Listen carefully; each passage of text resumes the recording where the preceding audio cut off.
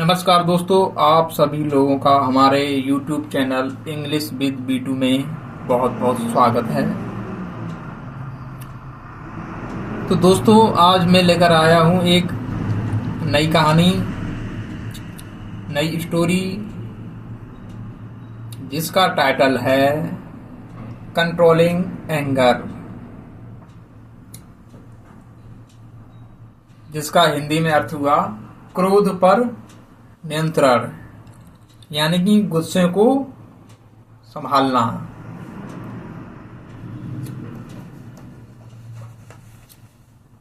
तो चलिए शुरू करते हैं स्टोरी को, जानते हैं इसका हिंदी में अनुवाद एकदम सरल शब्दों में। चलिए शुरू करते हैं। There was a young boy who could not control his anger. Young boy यानी कि एक जवान लड़का।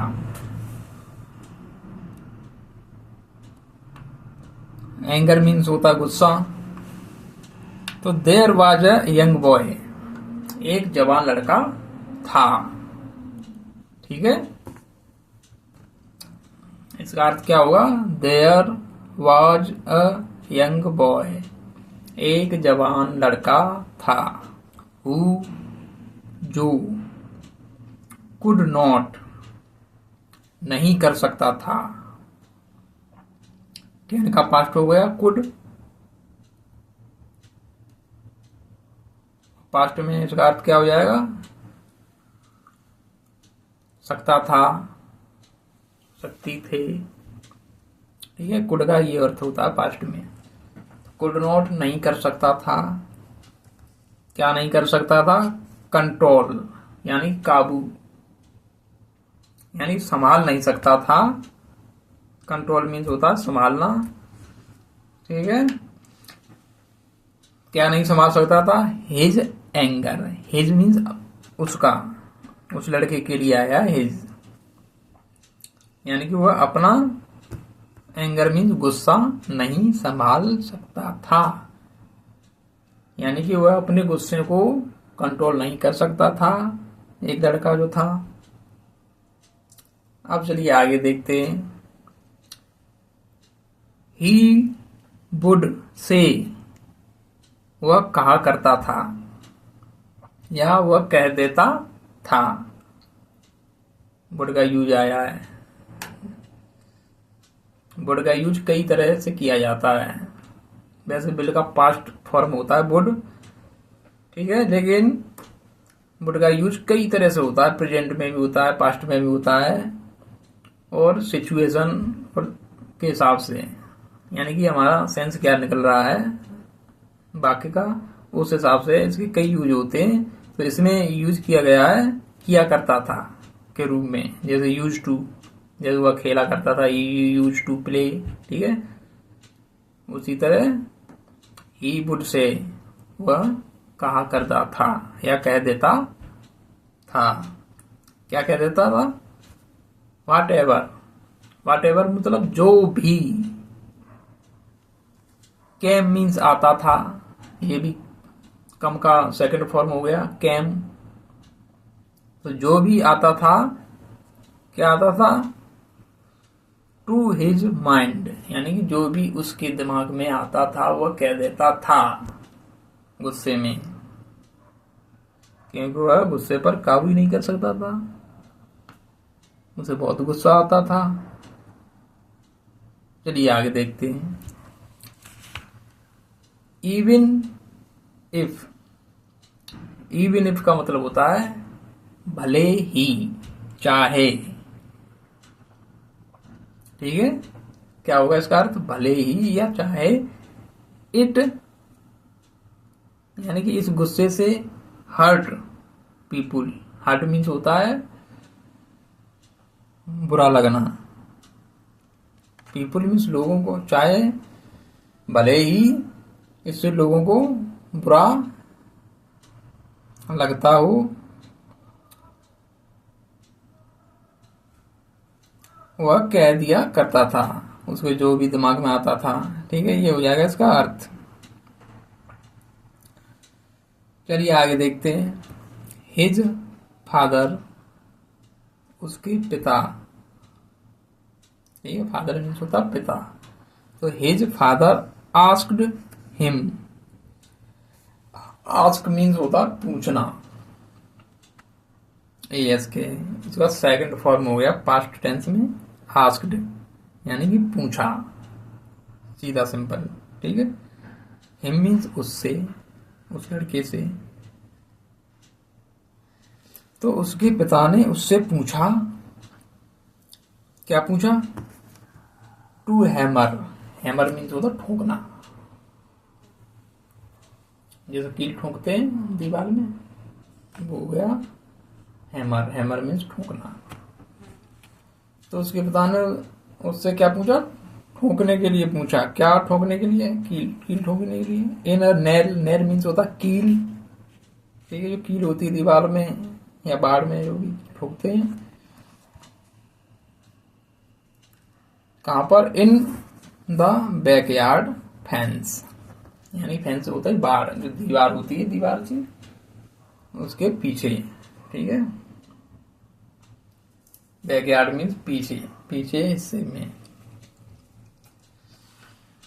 तो बाढ़ के पिछले हिस्से में कील ठोकने के लिए उससे कहा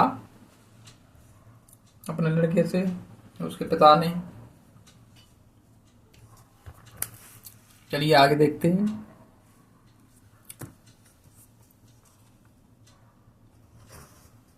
Whenever, whenever मतलब जब भी, जब भी। He got angry, उसे गुस्सा आता था, ये भी पास्ट टेंस है। गेट, गेट मतलब प्राप्त करना होता है, गेट मीन्स पाना, एंगर मीन्स गुस्सा। तो गॉट एंग्री मतलब जब भी उसे गुस्सा आती थी, जब भी उसे गुस्सा आती थी तो उसका पिता उसे कहते थे कि ले बेटा इस फेंस में, इस बाढ़ में कील ठोक। चलिए आगे देखते हैं। In the beginning, beginning means होता है, बिगिन मीन्स प्रारंभ, शुरुआत में। इन द बिगिनिंग यानी कि शुरुआत में। ही used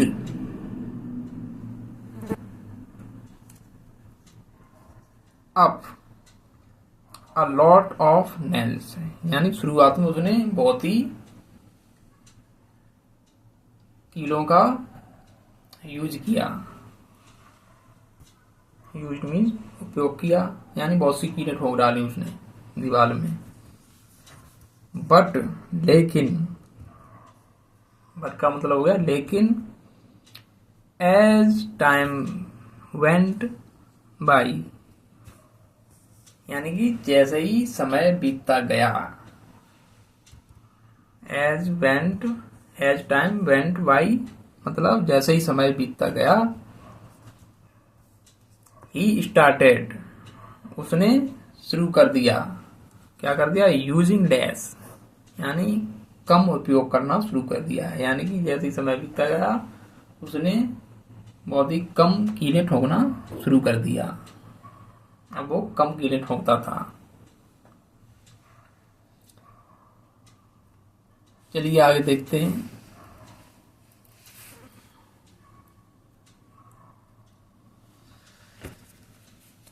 the father, the father then, then means तब, तब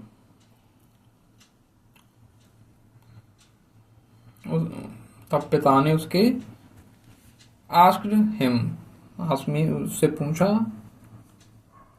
to start removing, removing, remove means निकालना, जो कीड़े ठोंकी थी उसे निकालने के लिए उससे कहा, ठीक है। आस्क मीन्स कहा या पूछा। अ नेल, कीड़ों को ईच डे प्रत्येक दिन रोजाना उसे निकालने के लिए शुरू कर दो, निकालना शुरू कर देने के लिए उससे कहा। ठीक है, ये हो जाएगा इसका अर्थ।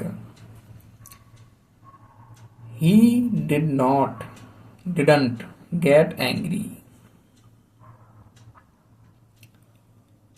didn't ये हो गया शॉर्ट फॉर्म did not का। ऐसे अलग अलग लिखेंगे तो did not लिख सकते हैं। ठीक है, शॉर्ट फॉर्म में लिखेंगे तो ये didn't पढ़ेंगे इसे, और इस तरीके से एपॉस्ट्रोफी लगा के लिखा जाता है। तो he didn't get angry, ये भी पास्ट टेंस है, ये पास्ट इंडेफिनिट। और इसमें क्रिया की फर्स्ट फॉर्म आती है, वो गेट आया इसलिए। और डू का डिड आ जाता है इसमें, डू यूज होता है, डू और डज का यूज होता है डू का, तो उसका डिड का यूज किया जाता है नेगेटिव वाक्यों में।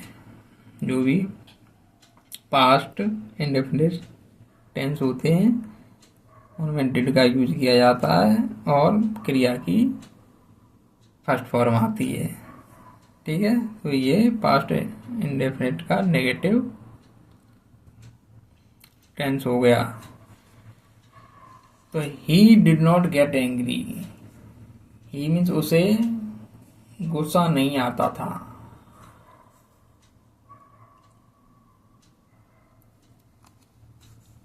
यानी कि जब उसे गुस्सा नहीं आता था तो उसके पिता उसे उन कीड़ों को उस बाढ़ से निकालने के लिए कहते थे, निकाल बेटा भाई। चलिए आगे देखते हैं। व्हेन, जब, ही removed all the nails,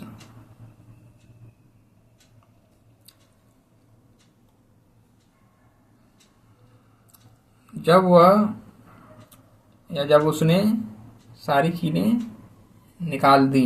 removed means निकाल दी, पास्ट इंडेफिनिट टेंस है ये। जब उसने सारी कीड़ें निकाल दी तो द फादर आस्क्ड हिम, तो उसके पिता ने कहा, क्या कहा, टू सी, देखने के लिए, द होल्स, यानी कि जो होल हो गए थे उसमें कीड़े निकाल के, कीड़ों को निकालने से जो होल्स हो गए थे उन्हें देखने के लिए कहा, इन द फेंस, जो दीवार में हो गई थी। तो ही रिमाइंडेड, उसने,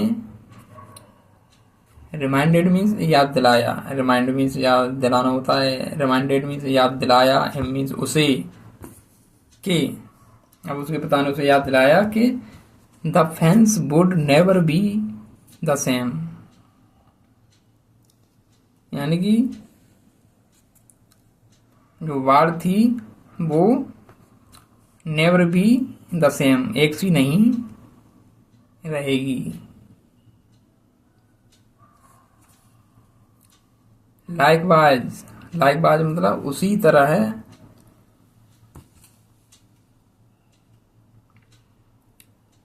क्योंकि उसने जब वो कीड़े निकाली तो एक सी रहेगी नहीं, कहीं होल्स जो होंगे वो कहीं पतले होंगे, कहीं मोटे होल्स होंगे दीवार में। आपने जब भी छेद किया होगा कील ठोक के और उसे निकाला होगा तो देखा होगा आपने, उनके निशान एक से नहीं रहते हैं, कहीं दीवार फूट जाती है, कभी मोटा छेद हो गया, कभी पतला। ठीक है, तो एक सी नहीं रहेंगी, कभी एक सी नहीं होंगी।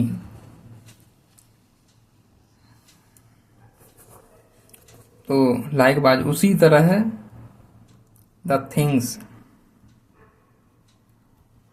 थिंग्स हो गई यानी कि जो बातें, ही हैड सेड, जो उसने कही थी, टू पीपुल, लोगों से, यानी द थिंग्स, यानी कि जो भी बातें उसने लोगों से कहीं थी, यानी जो भी उसने लोगों से कहा था could never be erased। Erase means होता है मिटाना, ठीक है। erased मतलब मिटाई नहीं, कभी मिटाई नहीं जा सकती। could never be erased यानी कभी भी मिटाई नहीं जा सकती। उसी तरह जैसे दीवार में जो निशान कीलों के पड़ गए थे वो नहीं कभी मिटाए जा सकते, उसी तरह जो तुमने लोगों से कहा है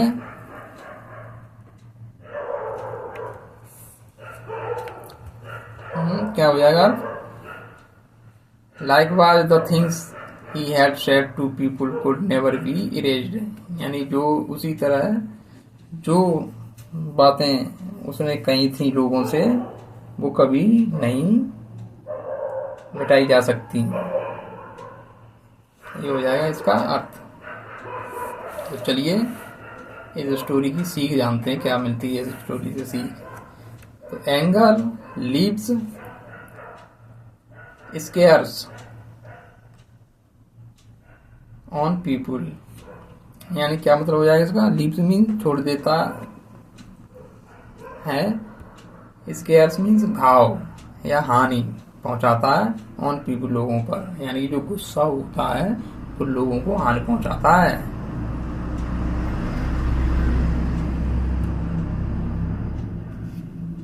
जैसे कीले दीवार में ठोकी थी तो दीवार को फिर निशान करती थी, दीवार खराब करती थी, दीवार को नुकसान पहुंचा था, उसी तरह गुस्सा भी लोगों को नुकसान पहुंचाता है